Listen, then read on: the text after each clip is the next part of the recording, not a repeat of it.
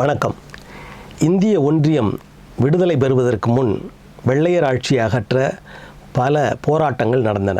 அதில் காங்கிரஸ் பேரியக்கம் முன்னணியில் நின்றது. காங்கிரஸால் தான் நாடு விடுதலை அடையும் என்ற நம்பிக்கை நாட்டு மக்களிடையே இருந்தது.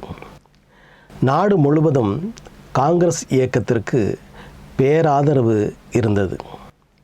1930களில் இஸ்லாமியர்களுக்கு நாடு வேண்டும் என்ற கருத்துரு இஸ்லாமியர்களிடையே ஏற்பட்டு முஸ்லீம் லீக் அமைப்பு அதை தீவிரமாக மக்களிடையே பரப்பியது. இஸ்லாமிய மக்களிடம் அது பெரும் ஆதரவை பெற்றது. சொல்லப்போனால் அன்று வெள்ளையர் ஆண்ட இந்தியா முழுவதும் இஸ்லாமியர்களுக்கு தனி நாடு வேண்டும் என்ற கருத்துக்கு ஆதரவு பெருகி கொண்டிருந்தது. அந்த நாட்களிலேயே திராவிட இயக்கம் திராவிட நாடு திராவிடருக்கே என்ற கருத்துருவை ஏற்படுத்தி போராடத் தொடங்கியது. இந்த போராட்டம் திராவிட நாடு என்று சொல்லப்படுகிற தற்போதைய ஆந்திரா, கர்நாடகா, கேரளா ஆகிய பகுதிகளில் பெரிதாக இல்லை. இப்படி சொல்வதை விட அப்பகுதிகளில் அம்மாதிரியான எண்ணம் மிக குறைவாகவே இருந்தது என்று சொல்லலாம். ஆனால் இன்றைய தமிழ்நாட்டு பகுதிகளில் அந்நாளின் திராவிட நாடு திராவிடருக்கு என்ற முழக்கம் பெரிய உணர்ச்சி மிகுந்த பரப்புரையாக நடந்து கொண்டிருந்தது.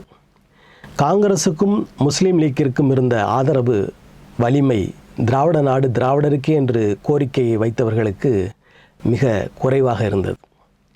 அந்த நாட்களில் திராவிட இயக்கத்தில் அறிவார்ந்த ஆளுமையான ஏ.டி. பன்னீர்செல்வத்தை கொண்டு திராவிட நாடு பெற்று விடலாம் என்று திராவிட நாடு கோரியவர்கள் நம்பினர். ஏ.டி. பன்னீர்செல்வம் என்ற கிறித்தவர் திராவிட நாடு திராவிடருக்கே என்ற முழக்கத்தை முன்னெடுத்தவர்களில் முன்னணியில் நின்றார். இப்படிப்பட்ட சூழலில் 1940ஆம் ஆண்டு ஜனவரி திங்கள் 18ஆம் நாள் பிரிட்டிஷ் இந்திய அமைச்சரின் ஆலோசகராக ஏ.டி. பன்னீர்செல்வம் நியமிக்கப்பட்டார். திராவிட கொள்கையினர் மகிழ்ச்சியில் மிதந்தனர். சர் ஏ.டி. பன்னீர்செல்வம் மூலமாக திராவிட நாடு கிடைத்துவிடும் என்று பெரும் நம்பிக்கை கொண்டனர். ஏ.டி. பன்னீர்செல்வம் அவர்கள் சிறப்பு வாய்ந்த அப்பொறுப்பை ஏற்பதற்காக இங்கிலாந்து நாட்டிற்கு அழைக்கப்பட்டார். 1940ஆம் ஆண்டு பிப்ரவரி 25ஆம் நாள் தனது ஊரான திருவாரூர் அருகிலுள்ள செல்வபுரத்திலிருந்து புறப்பட்டார்.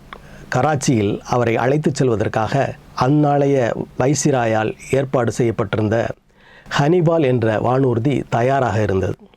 1940ஆம் ஆண்டு மார்ச் திங்கள் முதல் நாள் அதிகாலை 4:30 மணிக்கு வானூர்தி பயணத்தை தொடங்கியது. அந்த பயணம் நிறைவடையவில்லை. பாதியிலேயே வானூர்தி கடலில் விழுந்து ஏ.டி. பன்னீர்செல்வம் இறந்துவிட்டார் என்ற தகவல் உலகெங்கும் பயணம் செய்தது. திராவிட நாடு கிடைத்துவிடும் என்ற நம்பிக்கை பெற்றிருந்தவர்கள் எல்லோரும் பேரிழப்பு ஏற்பட்டது போன்ற நிலைக்கு தள்ளப்பட்டனர். இன்றும் கூட திராவிட உணர்வாளர்கள் ஏ.டி. பன்னீர்செல்வம் இருந்திருந்தால் திராவிட நாடு கிடைத்திருக்கும் என்று கூறிக்கொண்டே இருக்கின்றார்கள். ஏ.டி. பன்னீர்செல்வம் அவர்கள் மேல் திராவிடம் ஏன் அந்த அளவிற்கு நம்பிக்கை கொண்டிருந்தது என்றால், அவரது வாழ்வில் அவர் பல நற்செயல்களை செய்திருந்தார். நாட்டில் சமத்துவம் தவழ பல சமூக செயற்பாடுகளை நடத்தி காட்டி நல்ல பல மாற்றங்களை ஏற்படுத்தியிருந்தார். ஆகவேதான் அந்த நம்பிக்கை. ஆகவேதான் அவர் இறந்தபோது பேரளவிலான துக்கம் திராவிடத்தை சூழ்ந்தது. ஏ.டி. பன்னீர்செல்வம் அவர்கள் தமது இறுதி காலம் வரை இறைவன் இயேசுவை வணங்கிய, இயேசு வழி நடந்த சிறந்த பகுத்தறிவாளராக பவனி வந்தார். அவரை போற்றுவோம். நன்றி, வணக்கம்.